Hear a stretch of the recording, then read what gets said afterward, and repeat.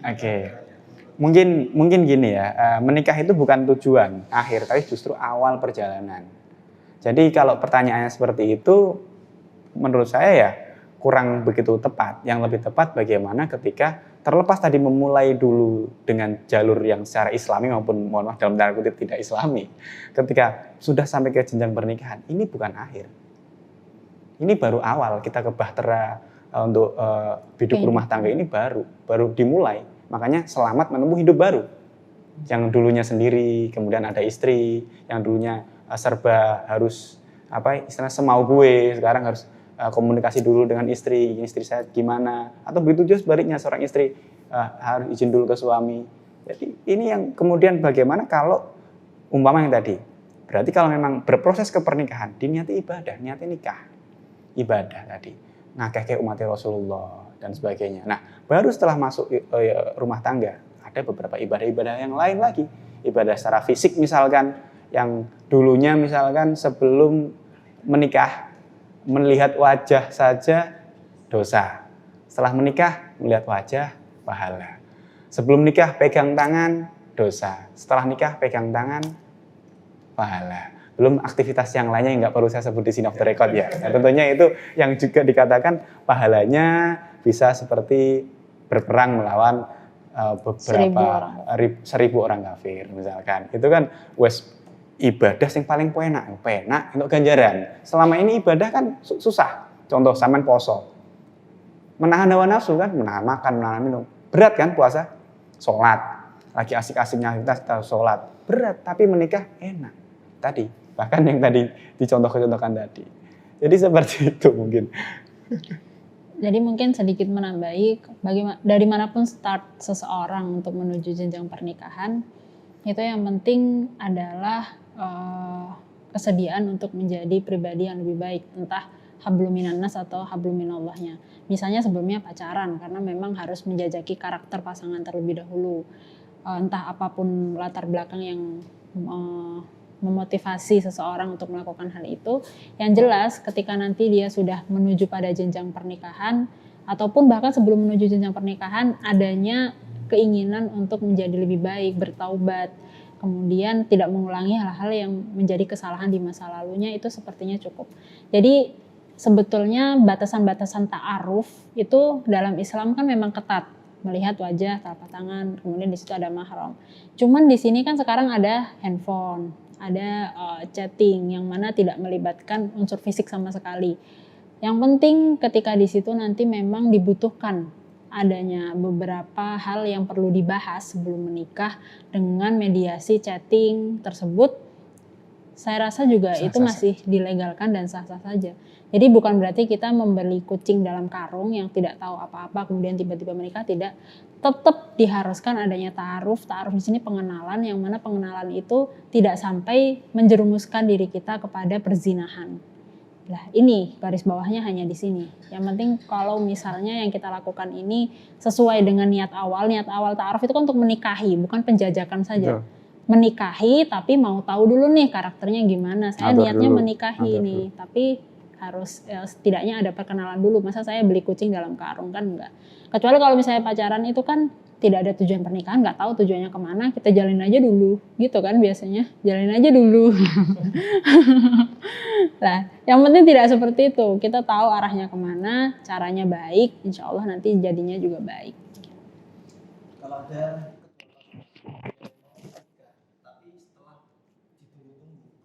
satu pasangan itu meninggal dunia, itu apakah pasangan yang meninggal dunia itu nanti ketika ke surga akan ketemu dengan pasangan yang mau dinikahi atau bagaimana?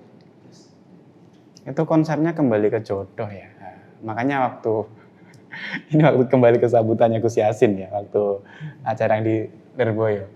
Di Mukotimah beliau, alhamdulillah ternyata jodohnya saya, kata beliau, tidak terhapus di Lauhul Mahfuz. Jadi ada jodohnya ternyata gitu. Jadi jodoh itu sudah ada pasangannya masing-masing. Kalaupun memang kayak tadi konsep seperti itu, mungkin bisa jadi tidak berjodoh. Karena tidak sampai menikah.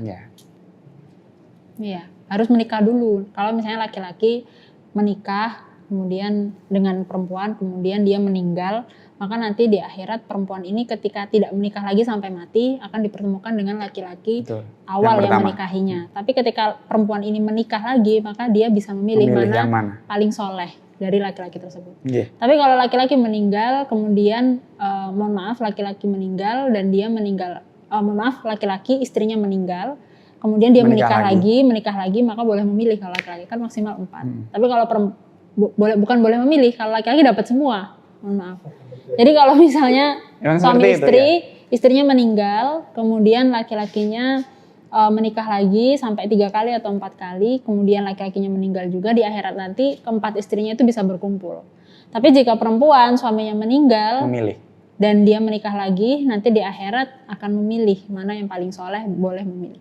Tapi nggak bisa kumpul semua. Karena konsepnya kan poligami, kalau poliandri nggak ada. Jadi ya.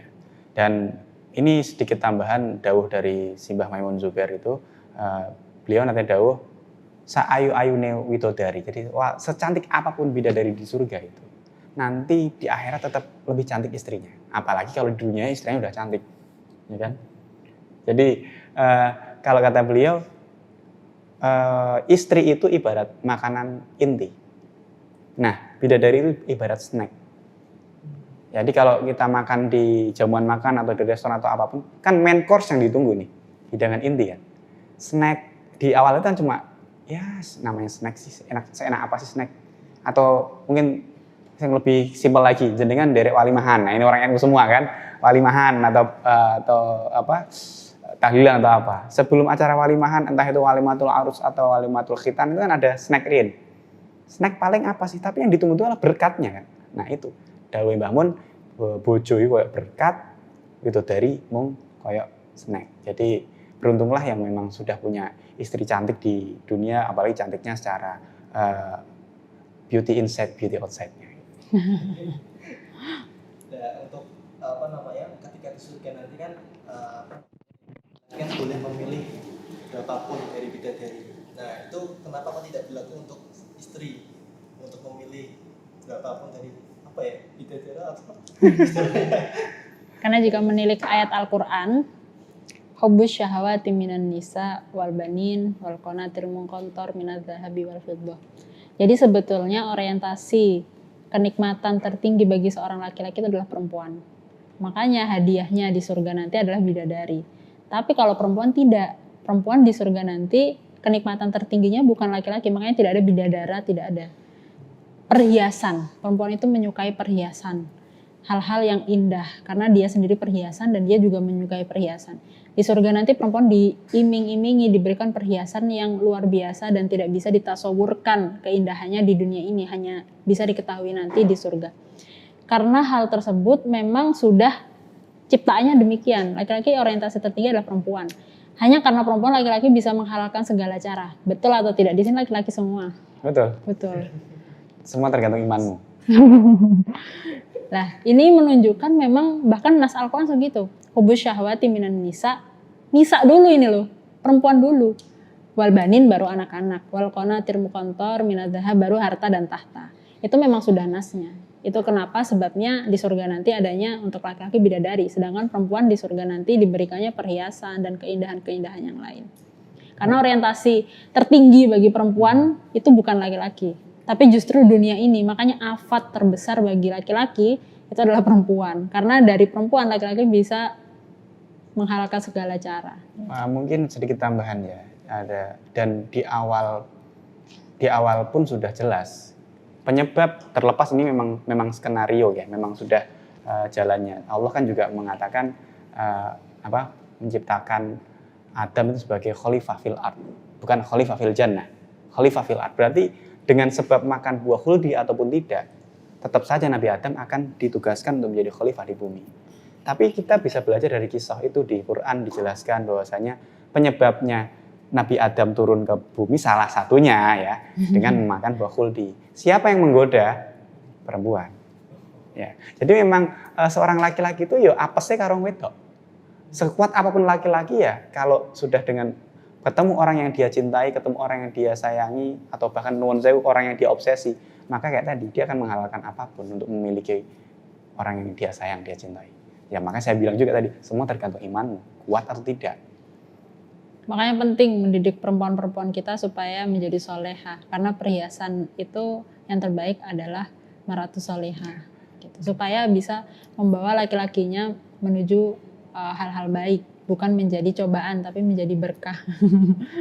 Perhiasan dunia ya, ada lagunya itu, Bang Haji Roma Irama. Jadi kalau memang wanita itu memang al-mar'ah mahalu zinnah ya, tempatnya berhias, tempatnya bersolek itu perempuan. Jadi pas juga tadi dengan keindahan, dengan segala macamnya. Jadi yang ketika laki-laki pun ya jenengan juga harus berkompromi. Dan ternyata saya juga baru tahu ternyata perempuan itu kalau mau pergi ya lama ya. Ya.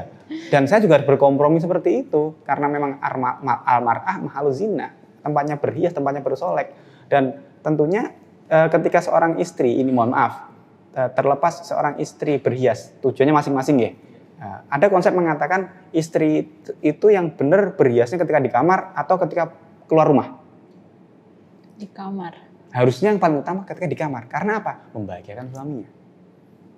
Tapi kira-kira jenengan nanti kalau punya istri, sampai ngejak kondangan atau diajak keluar rumah, bojone sampean rak maca. Isin mboten sampean.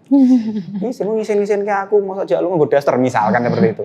Walaupun ya tadi tentunya seorang istri sudah bisa menakar ketika diajak keluar dan seorang suami lebih suka untuk istri yang memang benar-benar natural gitu. Walaupun natural sendiri tidak murni natural banget. Nek sampean ngomong muni, aku seneng sing natural ya delok bojomu tangi turu rambut daul-daul, sik ono lodoke, sik ono nah itu natural. Gelem jak lunga, kan enggak. Pasti kamu seorang suami akan malu dengan kondisi yang rambut masih acak-acakan misalkan. Ini sekedar jokes saja. Jadi memang konsepnya memang harus seperti itu. Jadi saling memahami, saling menghormati, saling menutupi kekurangan seperti itu.